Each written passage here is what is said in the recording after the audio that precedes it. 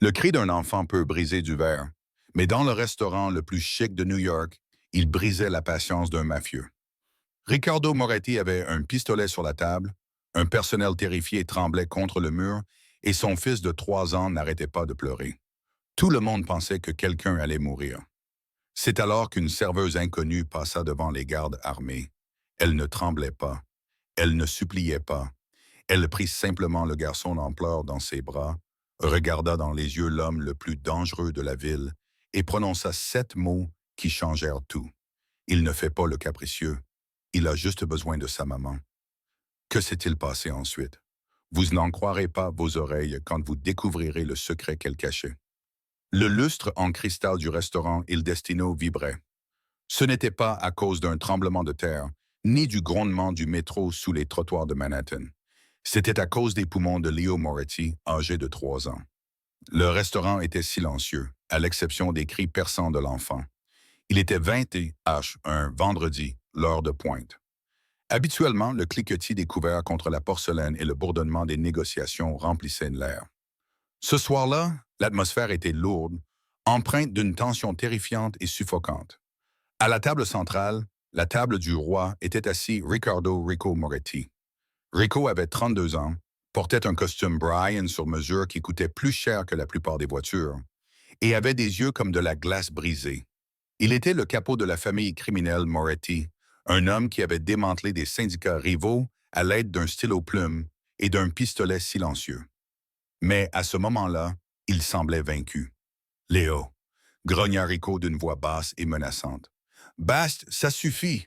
Non, non, je ne veux pas, hurla Léo en balayant de la table une assiette de risotto aux truffes intactes. La céramique se brisa bruyamment sur le sol en marbre. Tout le restaurant sursauta. Le maître d'hôtel, un homme en sueur nommé Marco, s'approcha, les mains tremblantes. Monsieur Moretti, le jeune maître souhaite-t-il un autre plat? Rico tourna lentement la tête. Le regard qu'il lança à Marco aurait pu faire cailler le lait. Il ne veut pas manger, Marco. Il veut me torturer. Ai-je l'air d'un homme qui sait comment arrêter un enfant en bas âge?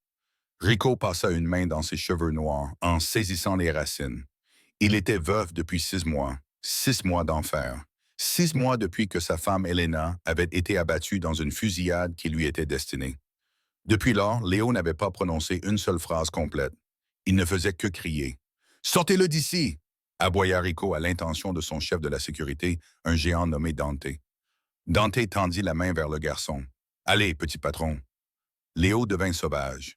Il mordit la main de Dante, le faisant saigner. Dante recula en jurant entre ses dents. Bon sang! Rico frappa du poing sur la table. Les couverts sautèrent. Tous mes employés sont-ils incompétents? Faites-le taire ou je ferme cet endroit. Se racle la gorge. La menace était lourde. Rico ne parlait pas au sens figuré. Il était propriétaire du bâtiment.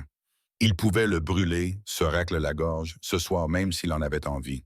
Dans le coin arrière, près des portes de la cuisine, Clara Vance ajusta son tablier. Elle avait 24 ans, les yeux fatigués et les cheveux tirés en arrière en un chignon désordonné. Elle avait travaillé 2 services d'affilée l'estomac vide. Elle avait besoin de ce travail. Elle avait un loyer à payer et un passé à fuir. Ne fais pas ça, Clara, murmura Sarah, une autre serveuse. C'est le boucher de Brooklyn. Si tu vas là-bas, tu es morte. Clara regarda le petit garçon. Elle ne voyait pas un gamin gâté. Elle ne voyait pas une héritière de la mafia. Elle voyait un petit être humain au visage rouge qui se noyait dans le chagrin.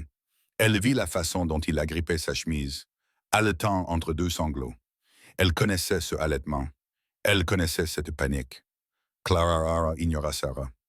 Elle prit un verre de lait chaud au comptoir, y jeta un morceau de sucre et se dirigea vers la salle. « Et toi » siffla Marco en essayant de l'attraper par le bras. « Retourne en cuisine. » Clara se dégagea et continua d'avancer. Le seul bruit, à part les cris de Léo, était celui de ses chaussures bon marché en caoutchouc qui crissaient sur le marbre. Elle s'arrêta à la table. Rico leva les yeux. Sa main flottait près de l'intérieur de sa veste, où reposait son arme. « Qui êtes-vous? » Clara ne regarda pas Rico. Elle regarda Léo. Elle s'agenouilla, abîmant ses collants sur le risotto humide et la céramique brisée. « Bonjour, dit-elle doucement. Sa voix n'était ni aiguë ni condescendante. Elle était grave, stable, comme un fil de terre. Léo s'arrêta un instant. Il eut un hoquet, ses yeux remplis de larmes s'écarquillèrent lorsqu'il regarda cette inconnue assise avec lui dans ce désordre. « Il y a beaucoup de bruit ici, n'est-ce pas? » murmura Clara. « Trop de monde, trop de lumière. » Léo la fixa du regard. Il prit une inspiration tremblante. Clara tendait de la main, non pas pour l'attraper, mais pour lui offrir le verre. Du lait chaud avec un morceau de sucre. Quelqu'un que je connaissais aimait ça quand le monde devenait trop bruyant. Léo regarda le lait, puis il regarda Rico, puis il regarda à nouveau Clara. Lentement, les petites mains du garçon se tendirent. Il prit le verre. Il le porta à ses lèvres et but une gorgée. Les cris cessèrent. Le silence qui suivit était plus pesant que le bruit. Clara fouilla dans la poche de son tablier et en sortit une simple serviette blanche. Elle essuya doucement les larmes et la morve sur son visage. « Voilà, dit-elle en lui lissant les cheveux. Tout va bien, tu es en sécurité. » Léo se pencha vers elle. Ses yeux se fermèrent. En moins de 30 secondes, l'adrénaline le quitta. Il s'affaissa en avant, posant sa tête sur l'épaule de Clara, là, sur le sol du restaurant. Rico Moretti resta figé. Il fixait son fils. Son fils, qui n'avait pas dormi une nuit complète depuis 6 mois, était blotti contre une serveuse qui sentait le liquide vaisselle et la vanille. Rico regarda Clara pour la première fois. Il la regarda vraiment. Le col effiloché de son uniforme, les cernes sous ses yeux ambrés, la cicatrice sur son menton. « Comment avez-vous fait cela? » demanda Rico d'une voix rauque. « Les nounous titulaires d'un doctorat en psychologie infantile n'ont pas réussi à le faire. » Clara se leva avec précaution, soulevant le lourd bambin avec une force surprenante. Elle le transféra dans les bras de Dante qui l'attendait, bien que Léo gémit à la perte du contact. Clara épousseta le risotto sur ses genoux. Elle regarda Rico dans les yeux, ce qui était un crime capital dans son monde. « Il n'est pas difficile, Monsieur Moretti, dit-elle, et il n'a pas envie de risotto. »« Alors qu'est-ce qu'il veut ?» demanda Rico en se redressant de toute sa hauteur. Il la dominait de toute sa taille. Clara ne broncha pas. Il est terrifié, il est en deuil, il a juste besoin d'une maman. Se racle la gorge. Le silence s'éternisa. Marco, le gérant, semblait sur le point de s'évanouir. « Vous n'avez pas mentionné la femme décédée. Vous n'avez pas répondu à l'aube. » Se racle la gorge. Rose serra les mâchoires. « Sortez !» Clara cligna des yeux. « Excusez-moi, vous m'avez entendu ?» dit Rico, sa voix redevenant froide, le mur se refermant. « Quittez ma table. En fait, quittez le restaurant. » Clara ressentit une pointe d'humiliation, mais elle acquiesça volontiers. Elle se retourna et s'éloigna. Dès que les portes de la cuisine se refermaient derrière elle, Rico expira, s'enfonçant dans sa chaise. Il regarda Dante qui tenait Léo, désormais endormi. « Dante, dit Rico doucement, patron, trouve qui elle est, trouve tout, où elle habite, à qui elle doit de l'argent, ce qu'elle mange au petit déjeuner. Tu veux que je m'occupe d'elle? Demanda Dante, laissant d'entendre qu'il allait recourir à la violence. Rico regarda son fils endormi. Non, je veux l'embaucher. Clara fut renvoyée avant même d'avoir terminé son service. Marco se moquait qu'elle ait calmé le fils du VIP. Ce qui l'intéressait, c'était qu'elle avait humilié l'établissement en s'asseyant par terre et en parlant sans y être invitée au propriétaire de la ville. « Voici ton salaire pour la semaine », ricana Marco en lui fourrant une liasse de billets dans la main à la sortie arrière. « Ne reviens pas, Clara, tu causes des problèmes. » Clara se tenait dans la ruelle. Il avait commencé à pleuvoir, une pluie fine et froide, typique de New York. Elle compta l'argent, 200 $. Cela ne couvrirait même pas la facture d'électricité, sans parler de l'augmentation de loyer que son propriétaire, M. Henderson, lui avait imposé la veille. Elle serra son manteau fin autour d'elle et se mit à marcher. La ruelle était sombre et sentait les ordures mouillées et l'ozone. Elle était à 3 pâtés de maison, attendant un passage piéton, lorsqu'une Cadillac Escalade noire s'arrêta à côté d'elle. La vitre s'abaissa. « Monte !» ordonna une voix grave. Clara se raidit. Elle connaissait cette voix. Elle se retourna et vit Rico Moretti assis sur le siège arrière, l'intérieur éclairé par la douce lueur d'un écran d'ordinateur portable. « Je ne suis pas une prostituée, Monsieur Moretti, » dit Clara en regardant droit devant elle. « Et je ne monte pas dans la voiture d'inconnu. Je ne suis pas un inconnu. Je suis le propriétaire du restaurant dont vous venez d'être renvoyé. dit Rico, et il pleut. Montez ou je demanderai à Dante de venir vous chercher et de vous mettre en prison. Clara regarda le chauffeur imposant assis à l'avant. Elle pesa le pour et le contre. Monter dans la voiture était dangereux. Rentrer à pied et se faire expulser était une condamnation certaine. Elle ouvrit la porte et se glissa sur le siège en cuir. Il faisait chaud à l'intérieur. Ça sentait l'eau de Cologne coûteuse et le cuir. Tâche ta ceinture, dit Rico. Où m'emmènes-tu? Pour discuter de ton nouvel emploi. Clara eut un petit rire sec et humilié. Je suis serveuse, monsieur Moretti, à moins que vous n'ayez besoin de quelqu'un pour servir Roto à vos ennemis. Je ne vois pas en quoi je peux être utile à la mafia. Rico se tourna vers elle. À la lumière des réverbères qui défilaient, son visage était anguleux, marqué et incroyablement fatigué. Je n'ai pas besoin d'une serveuse, dit-il. J'ai besoin d'une femme. Clara s'étouffa. Excusez-moi. Rico tapota un dossier posé sur le siège entre eux.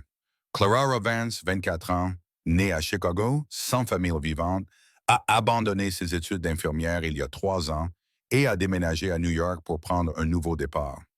Actuellement, elle a 2 mois de retard dans le paiement du loyer d'un studio dans le Queens. Clara ressentit un frisson qui n'avait rien à voir avec la pluie. Vous m'avez traqué, je vous ai examiné, il y a une différence. Rico ouvrit le dossier. Mon fils Léo, il n'a plus de contact avec personne depuis la mort d'Elena. Ce soir, c'était la première fois qu'il cessait de pleurer sans être sous sédatif ou épuisé. Alors, tu veux une nounou? Clara répondit. Non, j'ai des ennemis, Clara. La famille Salvi tourne autour de moi comme des vautours. Ils pensent que je suis faible parce que je suis un veuf en deuil avec un enfant incontrôlable.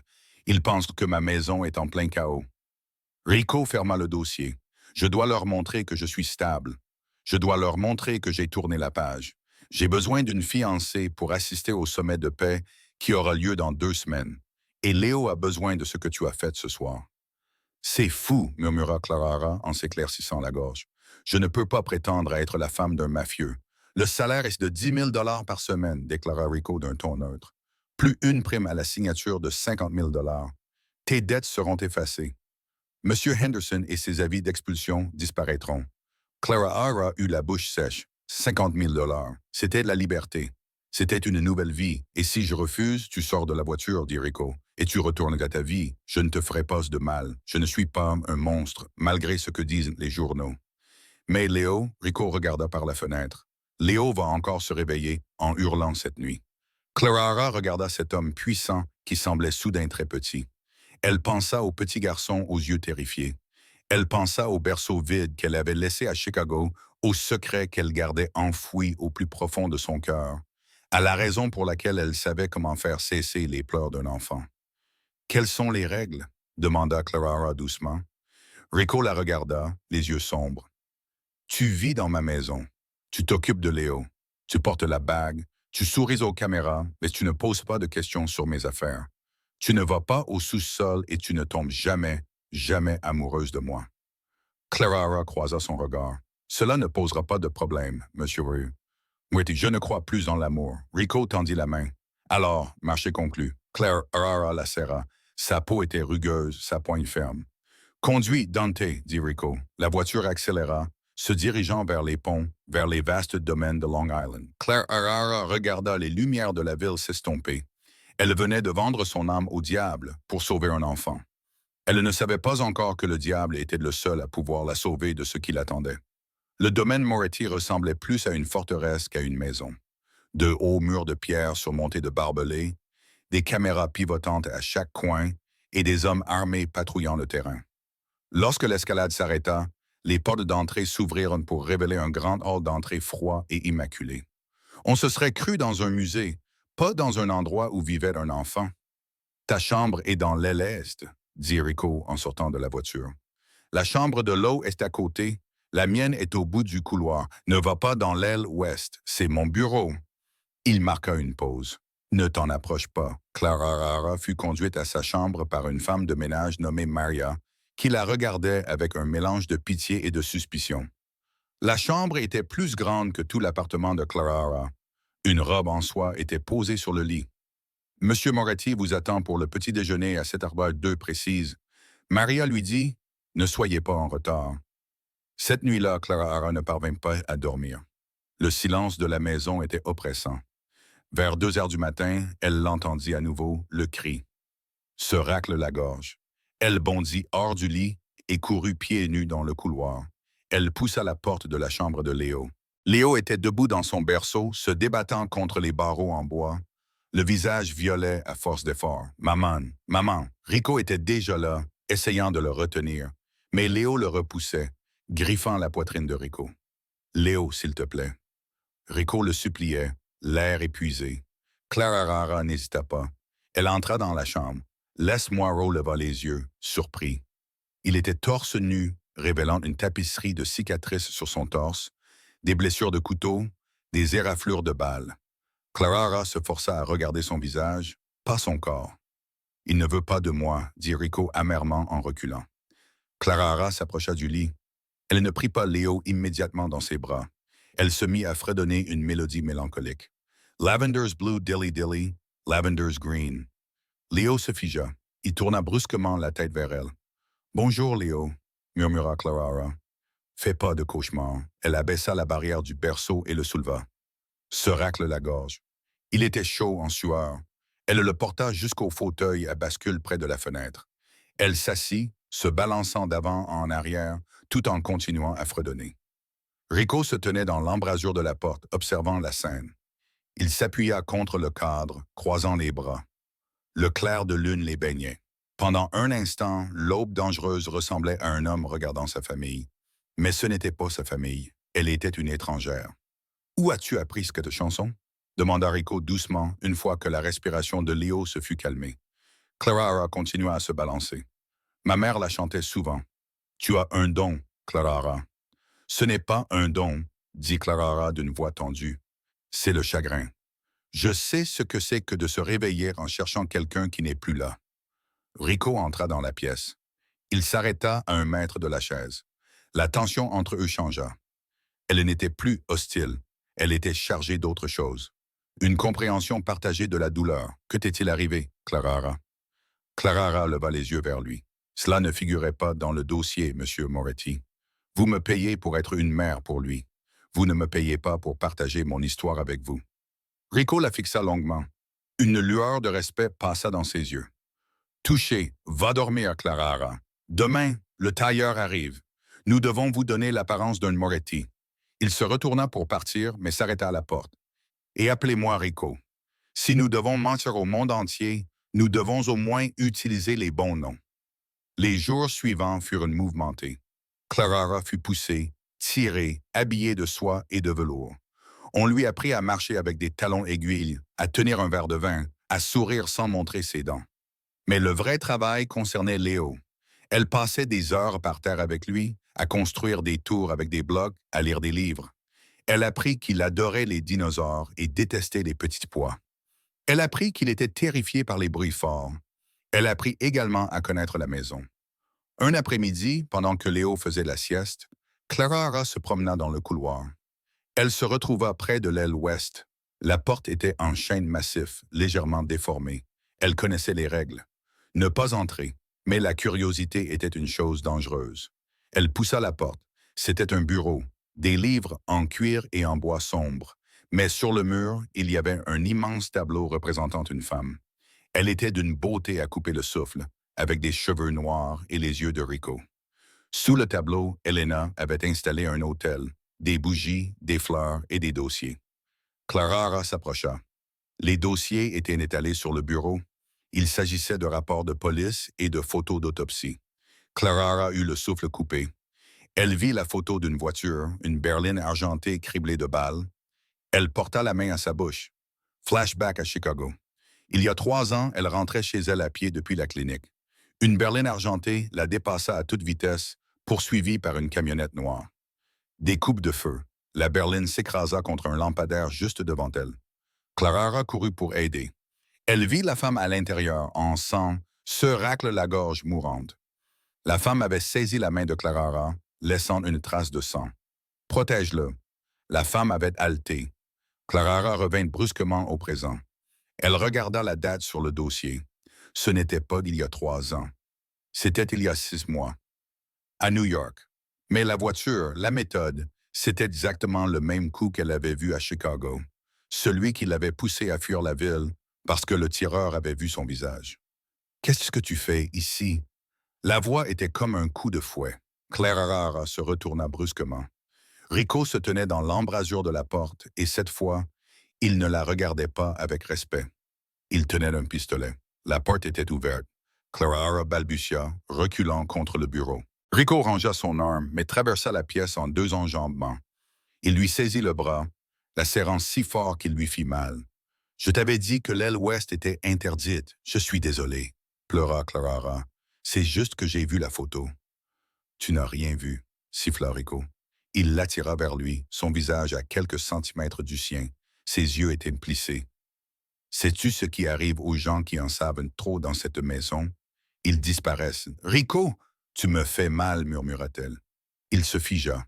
Il regarda sa main posée sur son bras. Il la lâcha comme s'il s'était brûlé. Il recula d'un pas et passa une main sur son visage. « Sors d'ici. Va voir Leo et Clara. » Elle s'arrêta à la porte, tremblante. « Si tu remets les pieds dans cette pièce, l'accord est rompu et tu ne seras pas seulement licencié. » Clara s'enfuit. Elle courut vers l'aile est, le cœur battant à tout rompre. Elle comprit alors qu'il ne s'agissait pas seulement d'un travail. Elle était tombée dans une toile de conspiration, le meurtre qu'elle avait vu à Chicago et celui qui avait coûté la vie à la femme de Rico. Ils étaient liés.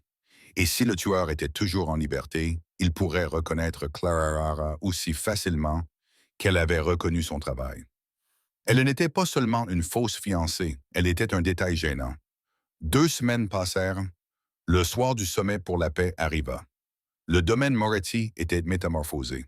La forteresse était devenue une salle de bal. Des quatuors à cordes jouaient, le champagne coulait à flots et les criminels les plus dangereux d'Amérique s'étaient rassemblés en smoking. Clara portait une robe en satin vert émeraude qui épousait chaque courbe de son corps. Un collier en diamant appartenant à la mère de Rico reposait sur sa gorge. « Tu es magnifique. » Rico marqua une pause alors qu'elle descendait les escaliers. Il s'éclaircit la gorge. « Adéquate. » Quel compliment élogieux dès le matin, plaisanta Clara, même si elle avait l'estomac noué. « Reste près de moi, » murmura Rico en lui offrant son bras. « Ce soir, nous rencontrons Don Selby. C'est lui qui a ordonné le meurtre de ma femme. Je ne peux pas encore le prouver, mais je le sais. S'il l'a tué, pourquoi dînons-nous avec lui? Parce que dans ce monde, il faut garder ses amis près de soi et ses ennemis à portée de poignard. » Ils entrèrent dans la salle de bal. Tous les regards se tournèrent vers eux, le boucher de Brooklyn et sa mystérieuse compagne. « Souris, » murmura Rico. Il posa une main possessive sur le bas de son dos. Son contact était brûlant à travers la soie. Un homme s'approcha d'eux. Il était plus âgé, avait les cheveux argentés et un sourire qui n'atteignait pas ses yeux. Don Salvi. Ricardo. Salvi tonna. Et voici sans doute la dame qui a apprivoisé la bête. Clara, dit Rico. Voici Don Salvi. Clara tendit la main. Et enchanté, Salvi embrassa ses jointures. Ses lèvres étaient froides. Charmante, vous me semblez familière, ma chère. Nous sommes-nous déjà rencontrés? Le cœur de Clara s'arrêta de battre. Je ne crois pas. Je viens du Midwest. Ah, une fille de la campagne. Salvi gloussa. Il se tourna vers l'homme qui se tenait derrière lui. Je vous présente mon nouveau bras droit, Luca. Clara regarda Luca. C'était un homme d'une trentaine d'années, beau d'une manière cruelle. Il tendit la main pour la serrer. Lorsque sa manche remonta, Clara le vit. Un tatouage sur son poignet. Un serpent qui se mordait la queue. L'aurora. La vision de Clara se brouilla. Le bruit de la fête s'estompa. Flashback. Chicago. Le tireur sortant du vent noir. Il leva son pistolet. Le lampadaire éclaira son poignet. Le tatouage du serpent. C'était lui. Se racle la gorge. Luca était l'homme qui avait tué la femme à Chicago. Et si Rico soupçonnait les hommes de Salve d'avoir tué sa femme en utilisant la même méthode, Luca était un tueur à gages professionnel. Un nettoyeur. Clara retira sa main trop rapidement. Enchanté. Luca plissa les yeux. Il pencha la tête, étudiant son visage. « Vous semblez nerveuse, señora. Juste bouleversée. » Clara parvint à dire « Rico, je peux prendre l'air? » Rico sentit sa panique. Il resserra son étreinte autour de sa taille. « Bien sûr, chérie. Il la conduisit au balcon. Dès que les portes vitrées se refermèrent, il la fit pivoter. Pourquoi trembles-tu? Rico? Clara Hara allaita, agrippant son col. Cet homme, Luca, qu'en est-il? C'est lui. Lui quoi? Celui que j'ai vu à Chicago il y a 3 ans. J'ai été témoin d'un meurtre, Rico. Une femme a été abattue dans sa voiture.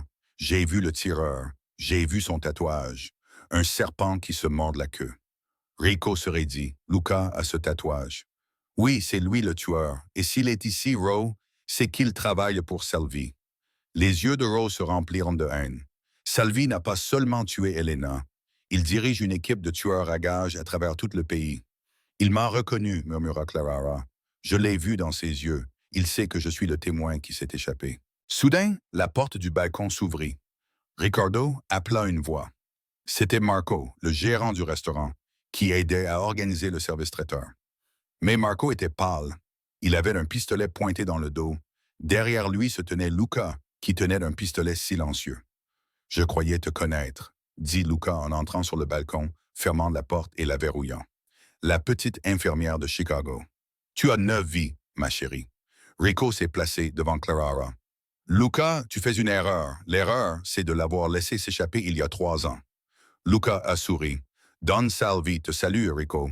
Il pense que s'il tue ta nouvelle fiancée comme il a tué la première, tu finiras par craquer. » Rico n'a pas bougé. « Tu penses pouvoir nous tuer tous les deux et t'en aller?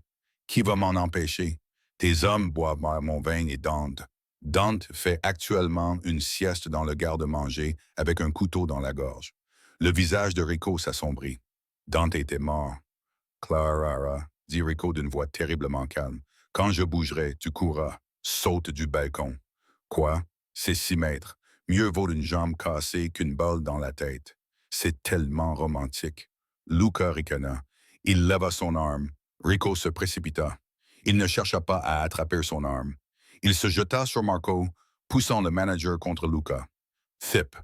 Un coup de feu silencieux retentit, brisant la porte vitrée. Cours, rugit Rico en plaquant Luca au sol. Clara escalada la balustrade d'une pierre. Elle regarda en bas, des buissons sombres. Elle ne réfléchit pas. Elle sauta. Elle s'écrasa dans la haie, s'égratignant le visage et se tordant la cheville. Une douleur fulgurante lui parcourut la jambe, mais elle se releva tant bien que mal. Des coups de feu retentirent depuis le balcon au-dessus. Des coups de feu puissants cette fois. Rico ripostait. Clara boita vers la maison principale, appelant à l'aide. Mais elle s'arrêta. Léo, si Luca était là, si Salvi passait à l'action, il ne viserait pas seulement Rico, il viserait tout le monde. Clara oublia sa cheville. Elle oublia la douleur. Elle se retourna et courut vers l'arrière de la maison, vers la treille qui menait à la fenêtre de la chambre d'enfant. Elle devait rejoindre le garçon, car elle n'était plus seulement sa nounou. Elle était la seule mère qui lui restait. La douleur dans la cheville de Clara était vivante. C'était une pointe brûlante et irrégulière qui lui remontait la jambe à chaque pas qu'elle faisait en boitant sur la pelouse mouillée. La pluie s'était transformée en une averse torrentielle, masquant les bruits de la fusillade chaotique qui éclatait à l'intérieur du manoir. Clara ne regarda pas en arrière vers le balcon où elle avait laissé Rico. Elle ne pouvait pas. S'il était mort, elle le pleurerait plus tard. S'il était vivant, il menait une guerre. Sa guerre était à l'étage, dans la chambre d'enfant. Elle atteignit la base de l'aile est. Le treillis recouvert d'épais lierres épineux s'étirait jusqu'à la fenêtre du 2e étage. La chambre de Léo. « Allez, » se murmura-t-elle, les dents claquant de froid et de choc. « Allez, Clara. » Elle retira son dernier talon aiguille. Pieds nus, elle posa le pied sur le treillis en bois. Le premier pas la fit crier, silencieusement, se mordant la lèvre jusqu'à en avoir le goût de fer. Sa cheville tordue lui faisait violemment mal, menaçant de céder. Elle se hissa à l'aide de ses bras, ses doigts s'enfonçant dans le bois humide et les épines. La soie de sa robe émeraude se déchira, accrochée aux vignes rugueuses. Elle s'en moquait. 1 échelon, 2 échelons. Ne pas regarder en bas. Au-dessus d'elle, la fenêtre de la nurserie était sombre. Un éclair illumina le verre. À l'intérieur de la maison, le bruit sourd et étouffé de coupes de feu silencieux résonna. Il se rapprochait de l'aile est. Clara atteignit le rebord de la fenêtre. Ses bras tremblaient, Ses muscles brûlaient d'épuisement. Elle essaya d'ouvrir la fenêtre. Elle était verrouillée. La panique s'empara d'elle. Elle pressa son visage contre le verre froid. À l'intérieur, elle pouvait voir la silhouette du berceau. « Léo », articula-t-elle silencieusement. Elle serra le poing, l'enveloppant dans l'ourlet de sa robe déchirée. Elle regarda autour d'elle. Pas de pierre, rien. Elle devait utiliser son coude. Elle recula et frappa la vitre près du loquet. Elle ne se brisa pas. Elle frappa à nouveau plus fort, mettant tout son poids dans le cou. Crac! Une fracture en toile d'araignée apparut. Encore une fois, elle frappa la vitre avec son coude, hurlant entre ses dents serrées. La douleur la transperça. Des éclats de verre pleuvèrent sur la moquette. Clara tendit le bras, déverrouilla le loquet et poussa la fenêtre vers le haut. Elle tomba dans la pièce, atterrissant lourdement sur son épaule, roulant sur les morceaux de verre brisés. La pièce était silencieuse, trop silencieuse. « Léo », murmura-t-elle en se relevant péniblement. Elle boita jusqu'au berceau. Il était vide. Le sang se retira de son visage. Son corps martelait ses côtes comme un oiseau pris au piège. Léo. Un petit gémissement provenait de sous le fauteuil à bascule dans le coin, le même fauteuil où elle lui avait chanté une chanson lors de sa première nuit. Clara se précipita à travers la pièce. Léo était recroquevillé en boule, serrant son dinosaure en peluche, les yeux écarquillés et terrifiés dans l'ombre. « Maman », murmura-t-il. C'était la première fois qu'il utilisait ce mot pour elle. Le cœur de Clara se brisa et s'envola en même temps. Elle le serra dans ses bras, enfouissant son visage dans son cou. Il tremblait violemment. « Je te tiens », murmura-t-elle avec férocité. « Je te tiens, mon bébé. » Soudain, la poignée de la porte de la chambre tourna. Clara se figea. Elle ne l'avait pas verrouillée. Elle était entrée par la fenêtre. Elle regarda frénétiquement autour d'elle, à la recherche d'une arme, d'une lampe, d'un jouet. La porte s'ouvrit en grinçant. Une silhouette entra dans la pièce, éclairée par la lumière du couloir. Ce n'était pas Rico. C'était un homme en smoking qui tenait un couteau. C'était l'un des gardes de sécurité. Un homme à qui Clara avait dit bonjour pendant 2 semaines. Un traître. « Désolé, Mademoiselle Vance », dit l'homme d'une voix dénuée d'émotion. « Ça vie paie mieux. » Il s'avança, Clara poussa Léo derrière elle. Elle se leva, en appuyant sur sa jambe valide. Elle était serveuse, une étudiante en soins infirmiers qui avait échoué. Elle mesurait 1,65 et n'était pas armée. Il mesurait 1,88 et était entraîné à tuer. « Ne le touchez pas », avertit Clara d'une voix basse. Ce n'était pas une supplication. C'était un grognement. Le garde rit. « Tu crois pouvoir m'arrêter ?» Il se jeta sur elle. Clara ne recula pas. Elle se baissa. Alors que le couteau fendait l'air à l'endroit où se trouvait son cou, elle attrapa la lourde base en céramique de l'humidificateur qui se trouvait sur le sol. Avec un cri primal, elle la brandit vers le haut. Crac! La céramique heurta la rotule du garde. L'os craqua. L'homme hurla, trébucha en arrière et tomba à genoux. Mais il ne lâcha pas le couteau. Il frappa aveuglément avec la lame, atteignant l'avant-bras de Clara. Une ligne de feu jaillit sur sa peau. Du sang chaud imprégna instantanément sa manche. Clara cria, mais ne s'arrêta pas. Elle poussa le lourd fauteuil à bascule vers lui, le coinçant contre le mur pendant une fraction de seconde. « Cours, Léo, cache-toi dans le placard » cria-t-elle. Le garde repoussa le fauteuil dans un rugissement de rage. Il se releva précipitamment, le regard meurtrier. « Petite garce !» Le bruit était assourdissant dans la petite pièce. La tête du garde bascula en arrière. Il s'effondra sur le sol, immobile. Clara haleta en se retournant. Rico se tenait dans l'embrasure de la porte. Il avait l'air épuisé. Sa veste de smoking avait disparu. Sa chemise blanche était trempée de sang, en partie, mais pas entièrement. Il respirait bruyamment, la poitrine haletante, un pistolet fumant à la main. Il regarda le garde mort. Puis il regarda Clara. Il vit le sang couler de son bras. Il vit les éclats de verre dans ses cheveux. Il vit la façon féroce dont elle se tenait devant le placard où se cachait son fils. Il lâcha le pistolet et traversa la pièce en 3 enjambées. « Clara !» articula-t-il difficilement. Il saisit son visage entre ses mains, ses pouces étalant du sang sur sa joue. Ses yeux cherchèrent les siens, affolés, terrifiés. « Tu es revenu » murmura-t-il comme s'il n'arrivait pas à y croire. « Je t'avais dit de t'enfuir. Je ne pouvais pas le laisser. Clara Hara sanglotait, l'adrénaline finissant par retomber. Il était seul. Rico la serra contre lui, la serrant si fort que cela lui faisait mal. Pendant une seconde, il n'était plus l'aube. Il n'était qu'un homme qui avait presque tout perdu. « Patron !» cria une voix dans le couloir. Rico s'écarta, le visage se durcissant instantanément. C'était son fidèle lieutenant, un jeune homme nommé Rocco. « Le rez-de-chaussée est envahi, dit Rocco haletant.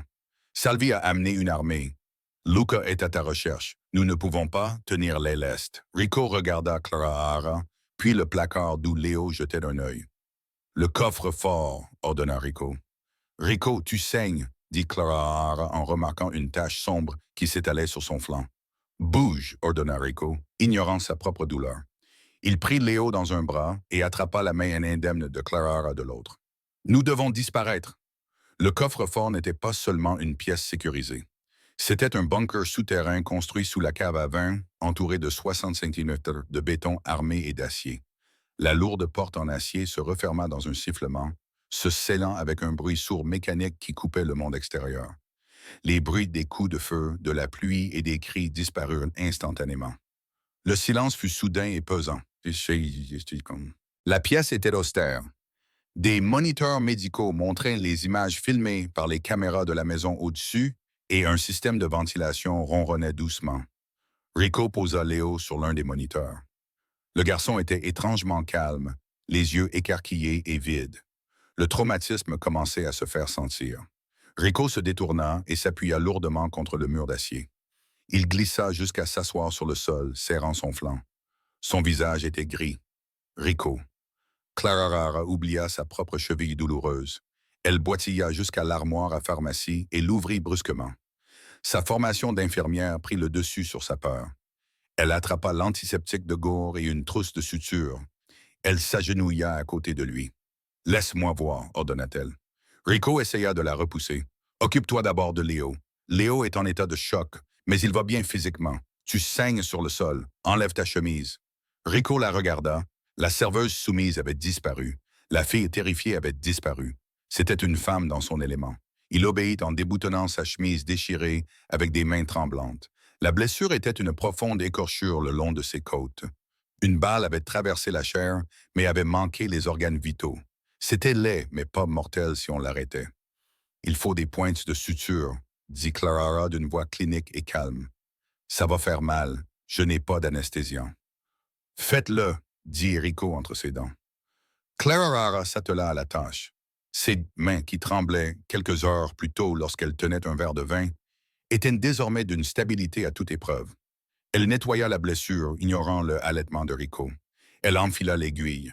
Alors qu'elle recousait sa peau, l'intimité du moment s'installa entre eux. Ils n'étaient qu'à quelques centimètres l'un de l'autre.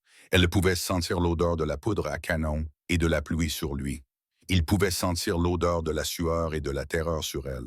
« Pourquoi ?» demanda Rowe d'une voix rauque. Il observait son visage, étudiant la façon dont son front se plissait sous l'effet de la concentration. Clara ne leva pas les yeux. « Pourquoi? Quoi? Pourquoi es-tu revenu? Tu avais un moyen de t'en sortir. Tu aurais pu disparaître dans la nuit. Tu sais ce que le salvie fait aux gens. Pourquoi risquer ta vie pour un enfant qui n'est pas le tien? » Clara fit le dernier nœud et coupa le fil. Elle colla les pansements sur la blessure. Ce n'est qu'alors qu'elle s'assit, s'adossant contre le mur froid à côté de lui. Elle regarda Léo, de l'autre côté de la pièce, qui s'était recroquevillé sous une couverture et s'était enfin endormi. « Parce que je sais ce que c'est que d'être lui, » dit Clara doucement. « Et je sais ce que c'est que d'être celui qui reste. » Rico tourna la tête pour la regarder. « Raconte-moi. » Clara prit une profonde inspiration. Elle ramena ses genoux contre sa poitrine. « Je n'ai pas abandonné mes études d'infirmière uniquement pour des raisons financières, Rico. J'ai abandonné parce que j'étais enceinte, » Rico se figea. « J'ai eu une fille, » murmura Clara. Des larmes lui montèrent aux yeux, mais elles ne coulèrent pas. Elle s'appelait Mia. Elle était née avec une malformation cardiaque. J'ai cumulé 3 emplois pour essayer de payer les opérations. J'ai tout fait. Mais ça n'a pas suffi. Elle s'essuya le visage avec le dos de la main. Elle est morte dans mes bras dans une chambre d'hôpital qui ressemblait beaucoup à celle-ci. Froide, stérile. Elle y avait 3 ans, le même âge que Léo. Rico tendit de la main. Sa main large et cailleuse recouvrit la sienne.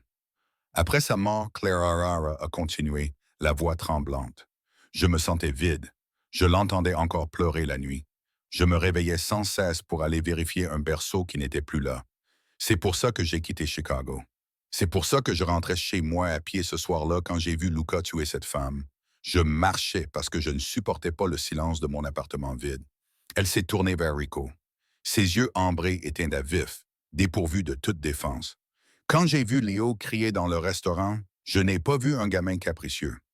J'ai vu un enfant qui criait parce que le monde lui avait été arraché, et quand je l'ai pris dans mes bras pour la première fois depuis 2 ans, le silence en moi s'est arrêté. Rico la fixa du regard. La révélation planait entre eux. Elle n'était pas seulement une actrice engagée, elle était une mère sans enfant qui guérissait d'un enfant sans mère. Clara, murmura Rico. Ce nom sonnait comme une prière sur ses lèvres. Il se pencha vers elle. La distance entre eux s'évapora. Il ne l'embrassa pas. Pas encore. Il appuya son front contre le sien. C'était un geste d'une immense vulnérabilité pour un homme qui ne baissait jamais sa garde. « Je suis désolé, » murmura-t-il. « Je suis désolé pour ta perte et je suis désolé de t'avoir entraîné dans cet enfer. »« C'est moi qui m'y suis engagé, » répondit Clara d'une voix à peine audible. « J'ai choisi de rester. Tu es la personne la plus courageuse que j'ai jamais rencontrée, » dit Rico. Il s'écarta légèrement pour la regarder dans les yeux. « Salvi pense qu'il peut me briser en prenant de ma famille. Il ne se rend pas compte qu'il vient de me donner une raison de brûler le monde. » Il s'éclaircit la gorge. Il jeta un coup d'œil aux écrans. Sur l'écran, des silhouettes sombres se déplaçaient dans le couloir au-dessus. Elles cherchaient l'entrée du coffre-fort. L'expression de Rico changea. La tristesse fit place à une fureur froide et calculée. L'aube était de retour. « Il cherche la porte cachée, » dit Rico. « Elle tiendra quelques heures, mais pas éternellement. »« Que faisons-nous » demanda Clara. Rico se leva. Il grimaça de douleur aux côtés, mais serra les dents. Il se dirigea vers un râtelier d'armes accroché au mur du fond. Il arma la culasse d'un fusil d'assaut. « On ne se cache plus, » dit Rico. « Il y a un tunnel à l'arrière de cette chambre forte. Il mène au hangar à bateau à 1 kilomètre d'ici. Je veux que tu prennes Léo et que tu partes. » Clara se leva, paniquée. « Et toi? »« Je vais ouvrir la porte principale, » dit Rico calmement. « Je vais les attirer. Raw, et je vais mettre fin à tout ça. »« Non, » dit Clara en lui saisissant le bras. « C'est du suicide. Luca est dehors. Ils sont des dizaines. C'est le seul moyen de m'assurer que tu t'enfuis, » dit Rico. Il la regarda, les yeux brûlants d'une intensité qui lui coupa le souffle. « J'ai perdu Elena parce que je n'ai pas été assez rapide. Je ne te perdrai pas. Pas toi. » Il lui caressa le visage une dernière fois. « Va, Clara, emmène mon fils, apprends-lui à être meilleur que moi. » Il se pencha et l'embrassa. Ce baiser avait un goût désespéré de sang, de sel et d'adieu. Il ne dura qu'une seconde, mais il brûla l'âme de Clara. Rico s'écarta, déverrouilla la porte du tunnel arrière et lui mit un trousseau de clés dans la main. Le bateau a fait le plein. Va aux coordonnées indiquées sur le GPS. Ne te retourne pas. Il se tourna vers la lourde porte en acier du coffre-fort, le doigt suspendu au-dessus du bouton d'ouverture. Clara regarda le tunnel sombre, puis elle regarda le dos de Rico. Elle regarda les écrans qui montraient les hommes à l'extérieur, ceux qui avaient tué la femme à Chicago, qui avaient tué Elena, qui avaient essayé de tuer Léo. Si Rico ouvrait cette porte seul, il mourrait. Clara comprit alors quelque chose. Elle n'était plus seulement la mère de Mia. Elle n'était plus seulement une victime des circonstances. Elle serra les clés dans sa main. « Rico, » dit-elle clairement. Il s'arrêta sans se retourner. « Vas-y, Clara. » Non, il se retourna, le choc se lisant sur son visage. Clara se dirigea vers leur atelier d'armes. Elle ne prit pas d'arme à feu. Elle ne savait pas s'en servir. Elle prit un pistolet lance-fusée dans la trousse de secours. « Tu as dit que Salvi te croyait faible, » dit Clara d'une voix tremblante mais résolue. « Il pense que tu es seul. Il pense qu'il chasse un animal blessé. » Elle le regarda dans les yeux. « Montrons-lui qu'il a tort. Nous ne nous séparons pas. Nous combattons ensemble. » Rico la regarda. Vraiment, il la regarda. Il vit le feu dans ses yeux. Il correspondait au sien. Un sourire sombre et dangereux se dessina lentement sur son visage. D'accord, dit Rico. Ensemble. La roue en acier de la porte du coffre-fort tourna avec un cliquetis lourd et rythmé. Rico se tenait juste devant elle. Son fusil d'assaut relevé, son visage était un masque de fureur froide. Derrière lui, caché dans l'ombre des étagères, Clara était accroupie. Ses mains transpiraient autour de la poignée du pistolet lance-fusée orange. Elle avait enfermé Léo dans le tunnel d'évacuation avec une lampe torche et son dinosaure. Compte jusqu'à 1000. Lui avait-elle dit, comme un jeu de cache-cache. La porte du coffre-fort siffla. Le seau se brisa. Rico n'attendit pas. Il donna un coup de pied dans la lourde porte pour l'ouvrir. Le couloir de la cave à vin était rempli des hommes de Salvi. Se racle la gorge. Ils s'attendaient à trouver une famille recroquevillée. Ils ont trouvé un démon. Rico ouvrit le feu. Le rugissement assourdissant du fusil dans cet espace confiné était comme un coup physique. 2 hommes tombèrent instantanément. Les autres se précipitèrent pour se mettre à couvert derrière les fûts de chaînes de vieux beaux. Feu de suppression, une voix hurla. C'était Luca. Les balles ébréchaient le cadre en béton de la voûte. Rico fut repoussé, grognant lorsqu'un ricochet lui entailla la joue. Il vérifia son chargeur. Faible. Sors, Ricardo. Luca le nargua depuis l'obscurité de la cave. Don Savi s'impatiente. Donne-nous la fille et le garçon, et je te ferai mourir rapidement. Ro regarda Clara. Il lui fit signe avec 2 doigts. Il en restait 2, plus Luca. Clara acquiesça. Elle se déplaça vers le bord du cadre de la porte. Se racle la gorge. Elle pouvait sentir l'odeur du vin renversé, de la poudre à canon et le goût métallique du sang. Rico se pencha et tira 2 coups précis. Bang! Bang! 2 bruits sourds suivirent. Il ne reste plus que toi et moi, Luca, rugit Rico en laissant tomber le fusil vide et en sortant son arme de poing. Et une jambe pleine de plomb. Luca rit. Il sortit de derrière une grande étagère, son pistolet silencieux levé. Il ne visait pas Rico. Il visait l'entrée du coffre-fort. Sors, Clara, ou je lui mets une balle dans le genou. Rico s'avança pour protéger la position de Clara. Elle est partie, Luca. Dans le tunnel. Menteur. Luca ricana. Il fit un pas vers elle. Le tatouage en forme de serpent sur son poignet semblait se tortiller dans la faible lumière des lampes de secours. Je sens son parfum bon marché. Le doigt de Luca se crispa sur la gâchette. Il avait l'avantage sur Rico. Rico était blessé et plus lent. C'était la fin. Mais Luca avait oublié une chose. Il n'était pas le seul chasseur dans la pièce. Ce n'est pas du parfum. Une voix retentit dans l'obscurité. C'est du soufre. Les yeux de Luca se tournèrent vers le côté. Clara sortit de l'ombre. Elle ne tremblait pas. Elle leva le pistolet lance-fusée. Elle ne visa pas Luca. Elle visa l'énorme étagère allant du sol au plafond, remplie de brandy et de cognac à haut degré d'alcool, juste derrière lui. Se racle la gorge. Brûle, murmura-t-elle. Elle appuya sur la gâchette. La fusée siffla dans les airs, traçant une traînée blanche aveuglante de magnésium. Elle s'écrasa sur les bouteilles en verre. Boum! L'alcool s'enflamma instantanément. Un mur de flammes bleues et oranges jaillit, explosant vers l'extérieur comme le souffle d'un dragon. La force de l'explosion projeta Luca en avant, brûlant ses cheveux et ses vêtements. Il hurla, aveuglé par le flash et la chaleur intense et soudaine. Il se débattit, tirant sauvagement avec son arme vers le plafond. Rico ne broncha pas. Il traversa la chaleur, les flammes dansant dans ses yeux sombres. Il ressemblait au diable reprenant son trône. Il a donné un coup de pied dans l'arme pour la faire tomber des mains de Luca. Luca est tombé en arrière, toussant, serrant son bras brûlé, regardant Rico avec une terreur pure. « Tu as tué ma femme », a dit Rico. Sa voix était terriblement calme malgré le rugissement du feu. C'était juste du business, a supplié Luca, reculant à travers le sol mouillé. Salvi m'a forcé.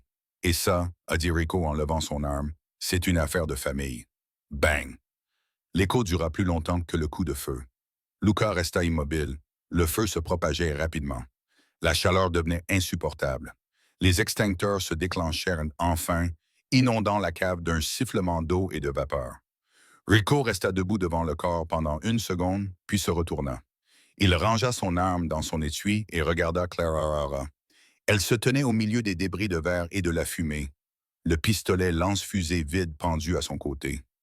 Sa robe émeraude était ruinée, son visage maculé de suie, ses cheveux en bataille. Pour Rico, elle était la plus belle chose qu'il ait jamais vue. Il s'approcha d'elle, ignorant la douleur dans son flanc. Il ne dit pas un mot. Il l'enlaça simplement et la souleva, enfouissant son visage dans son cou. « On a réussi », sanglota-t-elle contre son épaule, l'adrénaline finissant par retomber. « On a réussi », murmura-t-il. « Maintenant, allons chercher notre fils. » 6 mois plus tard, le jardin du domaine Moretti était en pleine floraison. Les hauts murs étaient toujours là, mais les barbelés avaient disparu, remplacés par des rosières grimpantes. La presse était rassemblée devant les grilles, les flashs crépitants. Les gros titres dominaient New York depuis des mois. Don Salvi arrêté anonymement. Une information révèle des preuves de meurtre commanditées. Les preuves, bien sûr, avaient été fournies par une certaine source anonyme qui savait exactement où Salvi avait enterré ses secrets. Mais à l'intérieur des murs, tout était calme. Clarara était assise dans le patio, regardant Léo courir après un chiot Golden Retriever dans l'herbe. Il riait d'un rire sonore qui faisait encore battre le cœur de Clarara chaque fois qu'elle l'entendait. « Il a l'air heureux », dit une voix. Clarara leva les yeux. Rico se tenait là. Il ne portait pas de costume. Il était vêtu d'un jean et d'un t-shirt blanc et semblait plus jeune, plus léger. L'ombre qui l'avait enveloppé pendant si longtemps s'était dissipée. « Il est heureux. » Clarara sourit. « Il a dormi toute la nuit, toute la semaine. »« Et toi ?» demanda Rico en s'asseyant à côté d'elle. Il lui prit la main, son pouce effleurant la bague en diamant à son doigt. La fausse bague. « J'attends, » dit Clarara. « Tu attends quoi? »« Que mon contrat expire, » dit-elle gentiment. 6 mois, c'était le deal. Le sommet pour la paix est terminé.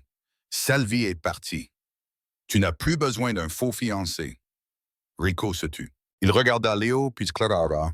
Il fouilla dans sa poche et en sortit une petite boîte en velours. « Tu as raison, » dit Rico. « Je n'ai pas besoin d'une fausse fiancée. » Il ouvrit la boîte. À l'intérieur, il n'y avait pas de diamant de la taille d'une patinoire. C'était une bague simple et élégante, sertie d'un saphir de la couleur de la robe qu'elle portait le soir où elle lui avait sauvé la vie. « J'ai besoin d'une vraie, » dit Rico, la voix chargée d'émotion. « Je ne veux pas que tu restes à cause d'un contrat. Clarara, je veux que tu restes parce que je ne peux pas entendre la musique sans toi. Tu as ramené la mélodie dans cette maison. » Clarara regarda la bague, puis l'homme qui avait traversé le feu pour elle. « Je ne suis pas facile, Rico, » prévint-elle, les larmes aux yeux. « J'ai un passé, j'ai des cicatrices, tant mieux. » Rico sourit en se penchant vers elle. « Moi aussi, nous sommes faits l'un pour l'autre. » Il glissa la bague à son doigt. « Elle lui va parfaitement. »« Maman, papa, regardez !» cria Léo depuis la pelouse, brandissant un bâton qu'il avait trouvé. Clarara se figea. C'était la première fois que Léo appelait Rod « papa » depuis 1 an, et la première fois qu'il l'appelait « maman » en plein jour. Les yeux de Rod brillaient. Il embrassa Clarara longuement et tendrement, scellant une promesse plus forte que n'importe quel serment mafieux. « J'arrive, Léo !» cria Clarara en riant à travers ses larmes. Et elle se leva, main dans la main avec l'homme le plus dangereux de New York, et courut vers le petit garçon qui les avait réunis. Tout avait commencé par un cri dans un restaurant, mais tout s'était terminé par des rires dans un jardin. Et c'est ainsi que s'achève la berceuse de l'aube. D'un enfant en pleurs dans un restaurant à une confrontation explosive dans une cave à vin, le parcours de Clarara et Rico prouve que parfois, les personnes les plus difficiles à aimer sont celles qui en ont le plus besoin. Je veux savoir ce que vous en pensez. Rico méritait-il une seconde chance? Et Clarara a-t-elle eu raison d'utiliser ce pistolet lance-fusée? Dites-moi dans les commentaires si cette histoire vous a ému ou vous a tenu en haleine. N'hésitez pas à liker cette vidéo. Cela aide beaucoup la chaîne. Et si vous ne l'avez pas encore fait, cliquez sur le bouton s'abonner et activez la cloche pour ne manquer aucune nouvelle histoire. La semaine prochaine, je vous propose un nouveau thriller romantique mettant en scène une mariée en fuite et un garde du corps grincheux à ne manquer sous aucun prétexte. Merci de m'avoir écouté et n'oubliez pas que parfois, un cri n'est qu'un appel à l'aide.